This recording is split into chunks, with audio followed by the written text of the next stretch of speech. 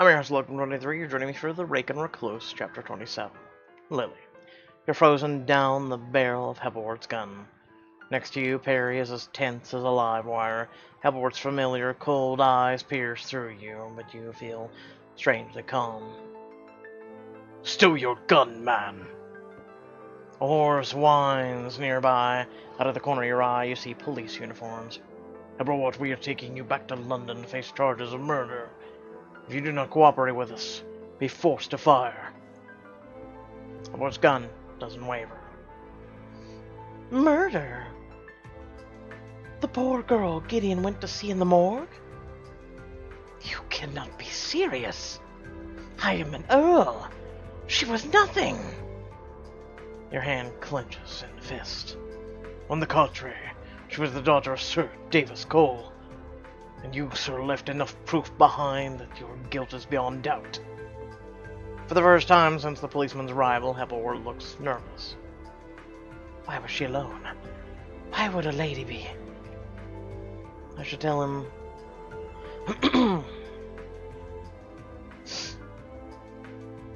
It doesn't matter that she was alone, no shit.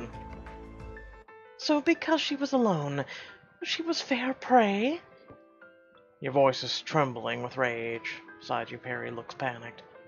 Lilly, he does not want me to provoke the man holding me at gunpoint. No, Perry, I will not be cowed by the beast any longer. It matters not who this lady was. Hepplewort is a murderer, a monster who uses women against their will, then discards them like so much fowl. And it's high time he paid for it. Quite right, miss. Stand down, Lord Hepplewort, to face the consequences. Hepplewort's gun remains trained on your face. The police advance, their own guns poised. You see panic flicker in Hepplewort's eyes. I know him too well. He will not be taken in. Barry realizes it at the precise time you do, and several things happen at once. Hepplewort pulls the trigger. Perry dives in front of you, and you reach for the pistol on Perry's hip.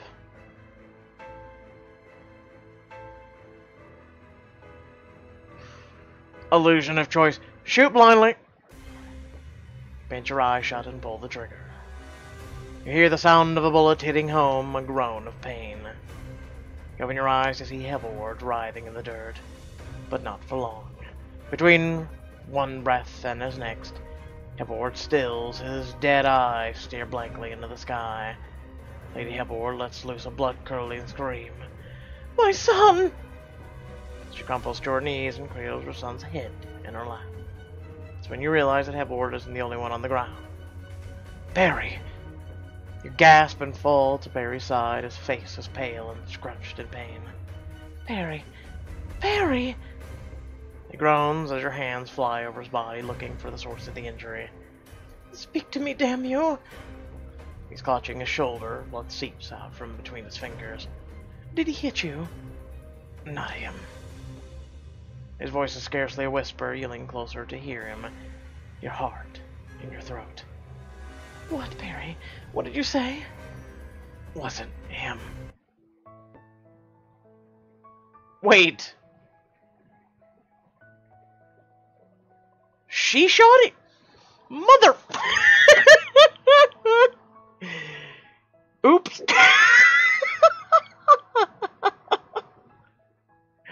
Well, this is awkward. I dove to save you, but you shot me instead. Inexplicably, he grins. He cracks open an eye to look at you, and his eyes flick to the gun still smoking in your hand. You drop it with a gasp, and as realization strikes. Oh, my lord, no! Oh, Perry, I'm so sorry. Perry struggles to sit up, chuckling softly. Do not fret, Lily. He eyes Hepplewort's still body, and his eyes go hard. It was worth it. I should yell at him for laughing. You fly to your feet, hands on your hips. How dare you laugh at me, Peregrine Trumbull? Don't you know how frightened I was? How much I care for you?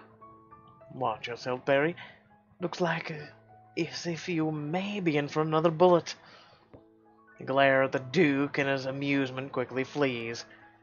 I apologize, Lily, but you needn't worry. He bears down at Perry's shoulder. 'Tis only a graze. It will be more than that if you ever scare me like that again. Barry holds up a hand to quell your anger. I concede, my sweet. I'm sorry for frightening you. Can you forgive me? Tears spring to your eyes. You sink to your knees and press a firm kiss to his lips. I'll forgive you for anything, so long as you keep breathing. His wide grin sets his eyes to twinkling. Then I must find the elixir of life, because I shall never leave you again. With Barry bandaged in, you and the Duke help him to his feet. The four of you stare down at the still inconsolable Lady Hepplewort, who no one gives a flying about. You feel a pang of guilt. No, screw that guilt. I am sorry to have taken her son. Don't be. She's not weeping over her son so much as the loss of status. Nothing meant more to her. What shall we do then? Leave her to grief. There's no greater punishment than that. You leave the police officers to attend to the body and fall out to mount your horses. Where shall we go now, my sweet? Give Perry a smile. Home. Eventually you break off from Francine and Gideon as they head back towards Eldon. You and Perry have been riding in the woods for some time. It no longer frightens me as it once did. It's as if Hepplewort's death, his hold over me, has perished. Perry, might we stop for a moment? He looks at you in surprise and pulls on the reins. As you dismount, you admire the beauty of the forest, the light of the sun through the trees, the bustle of life and wind. Lily, is something the matter? You turn to him with tears in your eyes. I realized it's time to answer your question. My question? You said once that if we were to marry and we were not accepted by society, that you would live happily with me in seclusion and banishment. I would, Lily. I would. But that's not what I want. His face falls. What are you saying?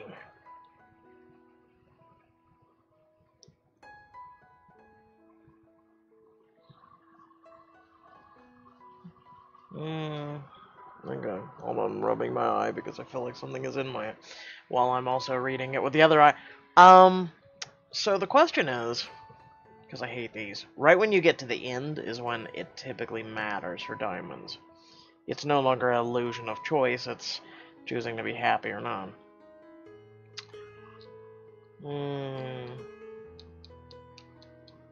We cannot possibly fight the rules of society.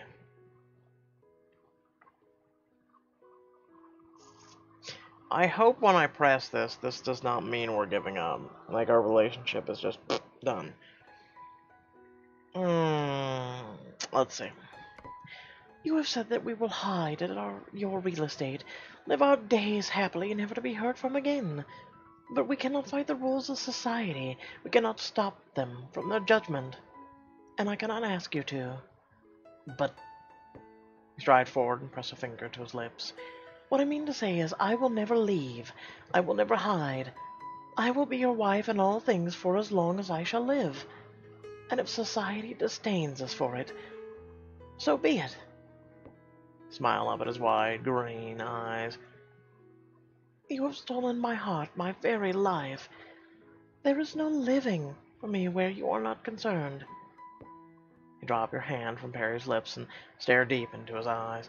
Slowly, so slowly, Perry's hand comes up to your face as thumb traces your lower lip. You are the most beautiful woman I have ever met, Lilly Steele. Beautiful within and without. You smooth your hair back from your face. Do not ever hide yourself away again. Your voice is scarcely more than a whisper. I won't. I should tease him about children. Now is not the time. You'll ruin the moment. Ask when the wedding is. And when will we be married? Soon, I should say. After I have your father's blessing, of course. The notion pulls a little flutter in your belly. But it's a good flutter, not the nervous lurch of before. I cannot wait for you to meet my father. I hope I'll prove worthy to him. You are worthy to me, and that is what counts. Smile fades from Perry's lips, and his eyes darken with desire. You can feel his heart pounding against yours. How could I ever have felt myself unworthy of this man? He and I are one soul together. I was less myself without him. Lily. Perry stares at you in wonder, shaking his head. I have waited all my life to find you, sweet Lily. If only I had known where you were, I could have saved you from all the pain. Place your hand over his heart. No, Perry. That would have not done a bit of good. For were I not this person, with all my damage, and were you not this man, with all his experience, we, neither of us, would have looked to the other for the one moment, much less endeavored to do what we have done. Oh, Lily. He pulls you into a long, deep kiss, and you find yourself pulling him to the forest floor. Make me your wife, Perry. You whisper the words against his lips, and his hands tighten on your waist. His gasp and the feel of him against you tells you he understands, and he knows what you ask. Make me your wife. And he does, with great enthusiasm.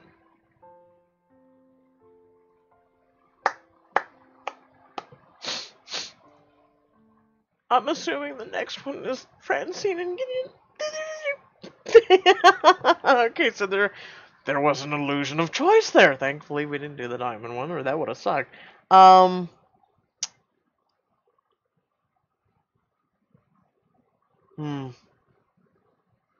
really like those two. I really ship that. Man, what to say? There really isn't anything you really can say right now. It's a fabulous story, really. I have, besides a couple, misspellings here and there. It's rare, but it happens. I mean, someone should be at least proofreading before it's published, but I digress. I have no qualms with this book, and it's not a reflection on the author. The book has already been published. I'm sure it was spell checked, but I'm talking about the book on chapters. I have no qualm at all. Really, I have to say this is actually one of the really well done books that Chapters has ever published. I have to say that I haven't had this much of a what's the feeling? Euphoria, maybe? I'd say it's a mixture of a lot of things. Both the emotional connection, I don't see any downfalls of this book. Even with Hepplewort, it was handled well. I must say, this was actually well done. I can say out of all the visual novels that I've done, besides Detroit Becomes Human, out of all of them, I mean, Detroit Becomes Human is actually the number one at the top of my very list. The Letter, it's up there too. I'd have to say maybe this is in my top 3, really. Detroit Becomes Human is number 1. That got a real emotional response out of me a couple times during the end of that. If you guys haven't checked that out, you really should. But so we got one more chapter left, and then it says released as finished, so that sucks. Because I could keep reading this, really. I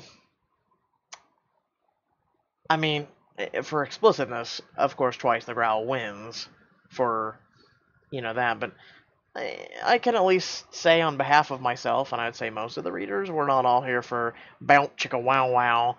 I'd say we're here for the story, So, I can say well done to the author. And well done to Chapters for getting this on their app. But well done, all around. So with that being said, stay tuned for the final chapter. And head down description below, links to social media or Discord, and a few links to support me and my content. And, yeah. I love covering content like this on our channel. It's fabulous. It's just fabulous. With that being said, I'll catch you all in the next video. Peace.